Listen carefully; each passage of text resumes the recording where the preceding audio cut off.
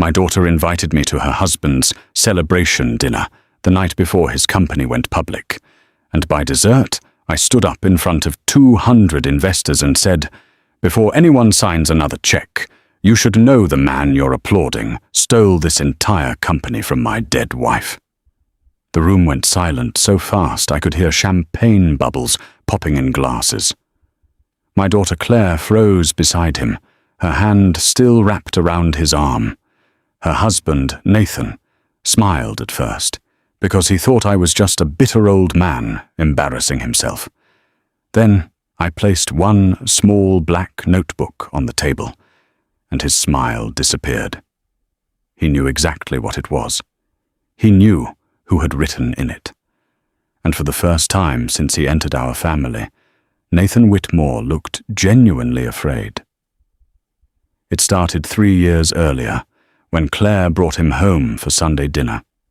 I was 64 then, retired, quiet, and living alone in the old blue house my wife Marianne and I had bought before Claire was born. Marianne had passed away 5 years before that, and after she died, Claire became the only thing keeping me connected to the world. She was smart, warm, loyal to a fault, and far too quick to believe that love could fix people. Nathan knew that immediately.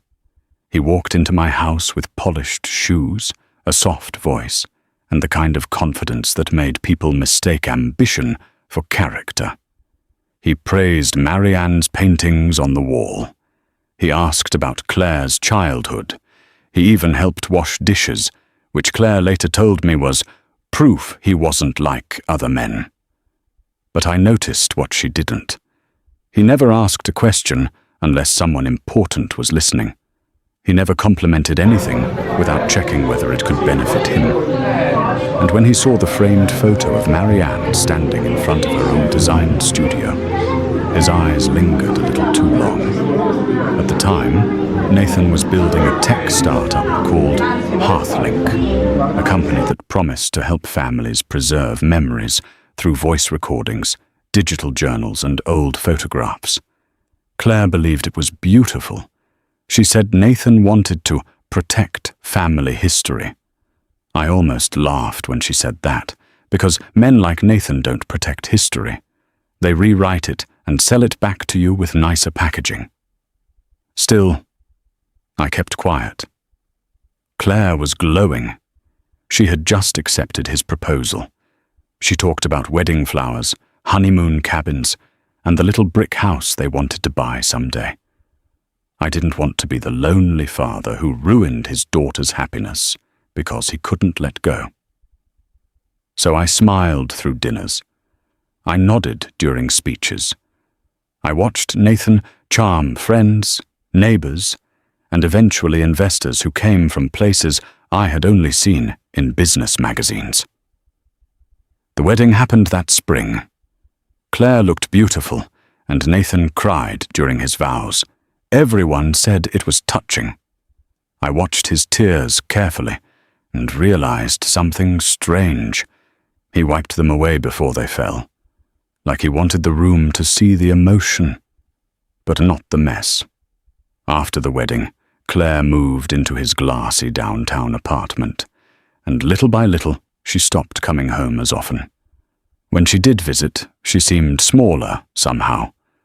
Not physically, emotionally. Her sentences had edges now. She would start to tell me something, then stop and say, "Never mind, Dad, it's not a big deal." Nathan corrected her in public with a smile. He called it teasing. He joked about her small-town thinking and said I had raised her to be too sentimental. Claire laughed because everyone else laughed, but I saw her eyes drop to the floor every time. The first real warning came from Marianne's studio. I had kept it untouched after she died. Her sketchbooks, her letters, her prototype designs, even the old corkboard covered with ideas for a family memory archive she had dreamed of building. Marianne had been ahead of her time. Before apps made everything easy, she had designed a system for families to record stories, preserve handwritten notes, and organize memories around voices and images. She called it the Living Room Project. It was never finished because cancer took her too quickly. Only Claire and I knew how complete the idea had actually been. Then, 6 months after the wedding, Nathan's company unveiled its revolutionary memory architecture. I watched the launch video online, and my hands went cold. The language was different. The colors were different. The heart of it was Marianne's. I didn't accuse him immediately. That would have been too easy for him to dismiss. Nathan had money, lawyers, investors, and a wife who still believed he was misunderstood. I had a quiet house, a bad knee, and a reputation as a retired high school history teacher. That was what everyone thought anyway. What Nathan didn't know was that before I ever taught history, I had spent 18 years as an investigative auditor for the Department of Justice, tracking shell companies, stolen patents, and financial fraud hidden behind beautiful promises. I left that life after Claire was born because Marianne asked me to choose peace. I chose it gladly. I buried that version of myself so deep that even Claire barely remembered it. But when I saw my dead wife's life work wrapped in Nathan's branding, something old inside me woke up. For months, I gathered everything quietly. I found Marianne's dated notebooks. I found old emails she had sent to a university research partner. I found the original sketches stored in a box marked Christmas ornaments. Then I compared them to Hearthlink's investor deck, patent filings, and product demos. Nathan hadn't stolen one idea. He had stolen the entire foundation. Worse than that, he had used Claire to access it. She had once scanned some of Marianne's old papers because Nathan told her he wanted to make a tribute page for the wedding. Claire thought it was romantic. He turned those scans into seed material for a company now valued at $90 million. The betrayal should have ended there, but it didn't. Nathan started isolating Claire more aggressively as Hearthlink grew. He convinced her to quit her job because a founder's wife should be available. He moved her name onto documents she didn't understand.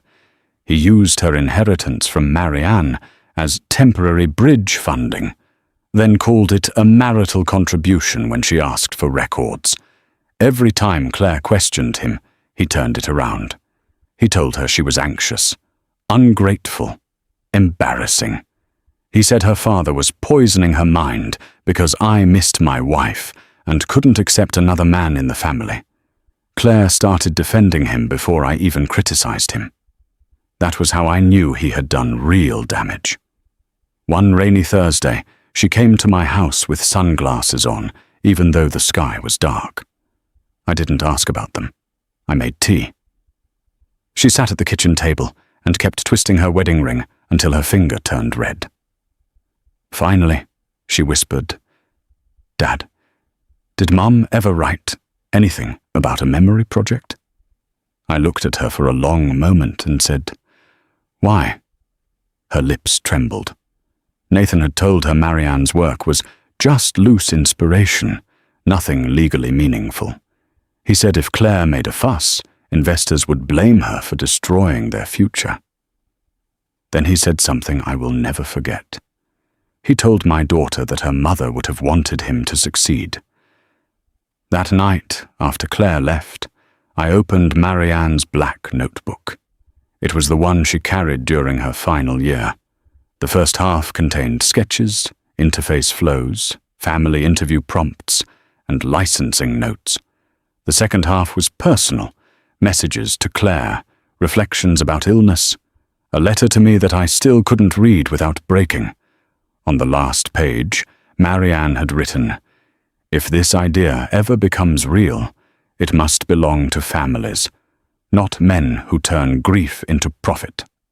I sat there until sunrise with that sentence in front of me. Nathan announced the celebration dinner 2 weeks later. It was supposed to be his triumph. Hearthlink had secured a major acquisition offer, and the dinner was designed to pressure final investors and partners into closing before the public announcement. Claire begged me to attend. She said Nathan wanted peace between us. I knew that was a lie. Nathan wanted me in the room so he could parade his victory in front of the harmless old man whose wife he had robbed. So I accepted. The dinner was held in a private ballroom downtown, all marble floors, gold lights, and expensive flowers that smelled like money trying to hide rot. There were investors, lawyers, journalists, executives, and enough champagne to make everyone generous with their judgment. Nathan wore a navy suit and moved through the room like a prince, accepting tribute. Claire stood beside him in a pale green dress, smiling too carefully. When she saw me, relief flashed across her face, followed by fear. Nathan kissed her cheek without looking at her. Then he came toward me with open arms. "Thomas," he said loudly, making sure nearby guests heard him. "I'm so glad you could be here.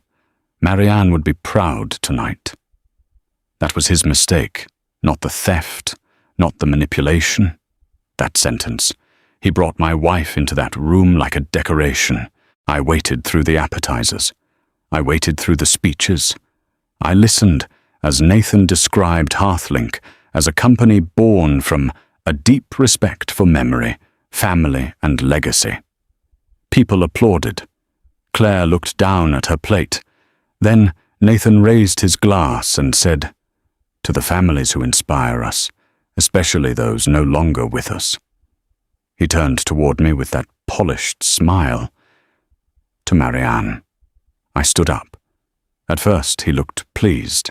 He thought I was about to bless him.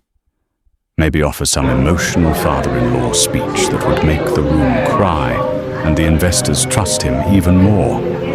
Instead, I walked slowly to the front table and placed Marianne's black notebook beside his champagne glass.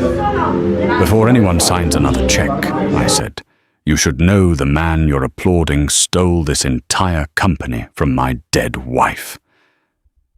There are different kinds of silence. Some are confused. Some are angry. This one was hungry. Everyone in that ballroom suddenly understood they were standing at the edge of a scandal, and nobody wanted to breathe first. Nathan laughed once, sharp and fake. He said I was grieving, unstable, emotional. He reached for the notebook, but I placed my hand on top of it. "You don't get to touch her work again," I said. His lawyer appeared from nowhere, whispering urgently. Claire stood frozen, white-faced, barely breathing. I looked at her, not him, and said, "I'm sorry I didn't tell you sooner. I needed proof strong enough that he couldn't twist it back onto you."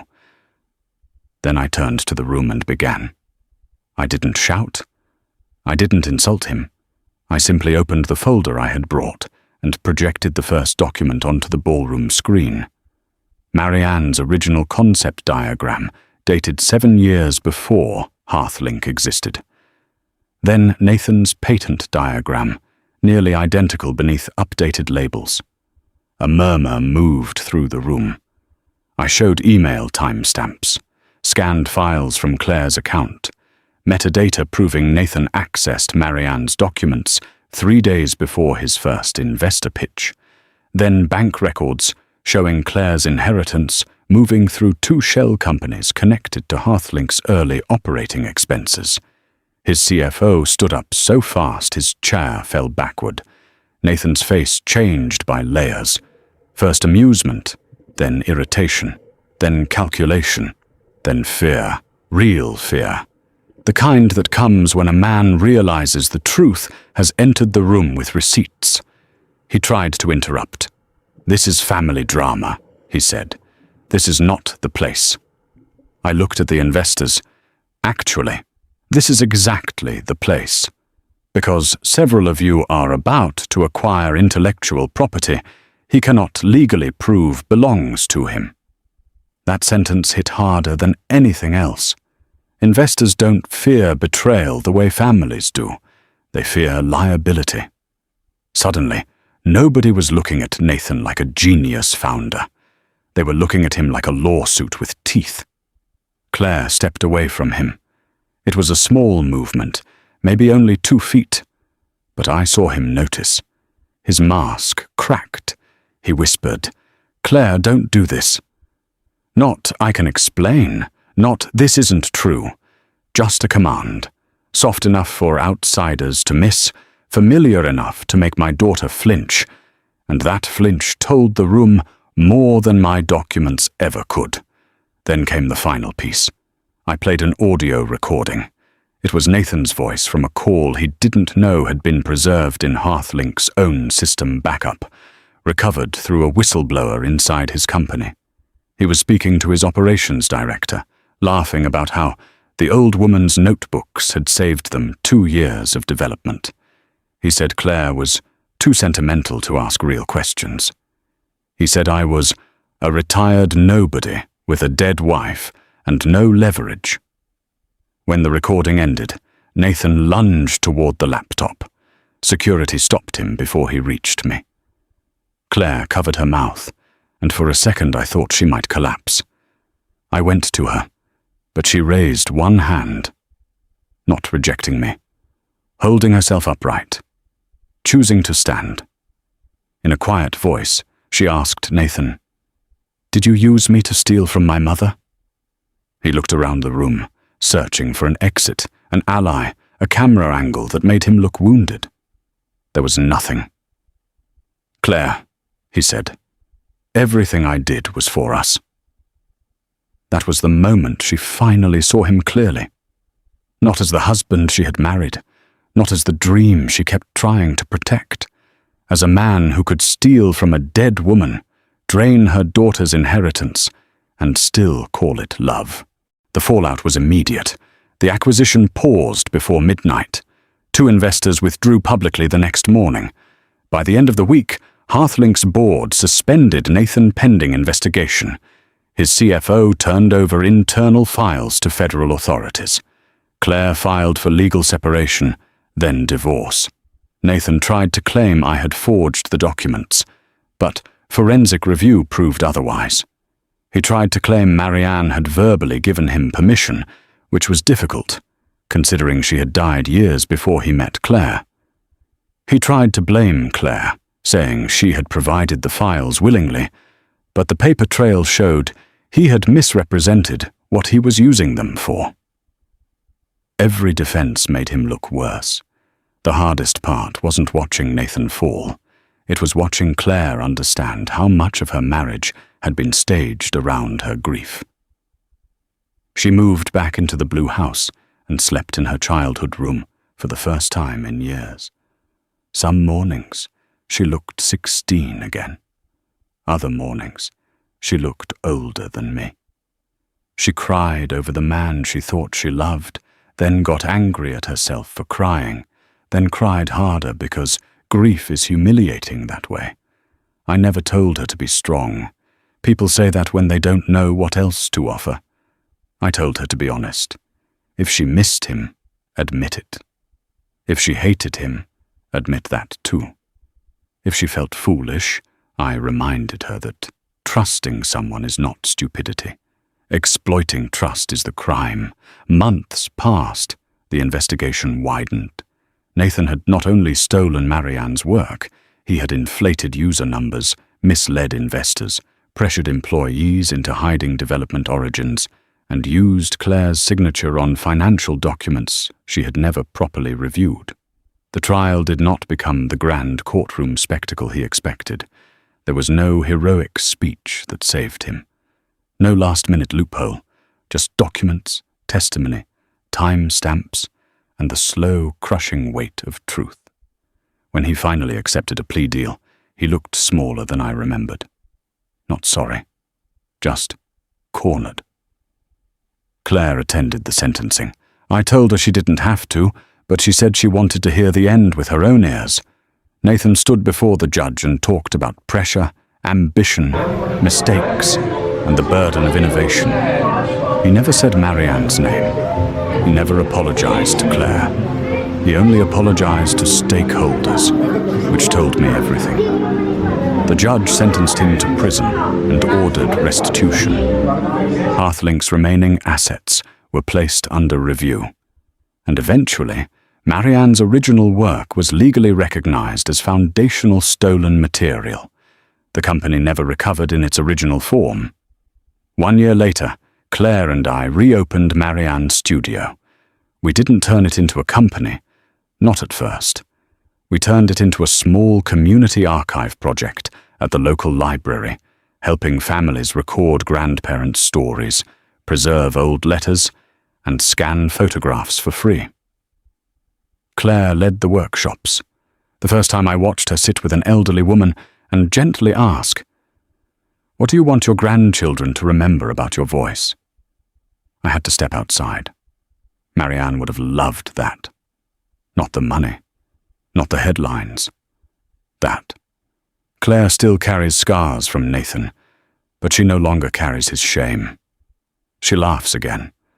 Not the careful laugh she used around him, but her real laugh, the one that fills a room without asking permission. She sold the apartment, changed her last name back, and started signing her emails with her mother's maiden name as her middle initial. Sometimes, when we lock up the studio, she touches the black notebook on the shelf by the door. We keep it there now, not hidden, not buried, not treated like evidence anymore. A reminder. People still ask me if I regret exposing Nathan publicly that night. They say I could have handled it privately, quietly, politely. But men like Nathan survive on politeness. They count on families staying silent to avoid embarrassment. They count on daughters protecting husbands, fathers doubting themselves, and dead women being unable to defend their own work. So no, I don't regret it. I regret waiting as long as I did. Because the night I stood in that ballroom and watched Nathan's empire collapse, I wasn't trying to ruin my daughter's marriage. I was trying to give her back the truth. And sometimes the truth doesn't arrive gently. Sometimes it walks into a room full of applause, places a dead woman's notebook on the table, and turns celebration into confession.